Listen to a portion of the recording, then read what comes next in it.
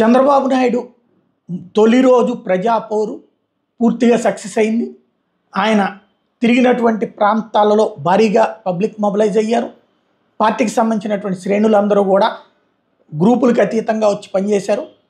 కీలకమైనటువంటి హామీలు, బస్సుల్లో మహిళలకు ఉచితం అన్నది గుర్తు చేశారు. 4,000 రూపాయల పెన్షన్ బీసీలకి 50 ఏళ్ళకి అన్నది గుర్తు చేశారు. అట్లాగే అందరికీ పెన్షన్ 4,000కి పెంచుతున్నట్టు గుర్తు చేశారు.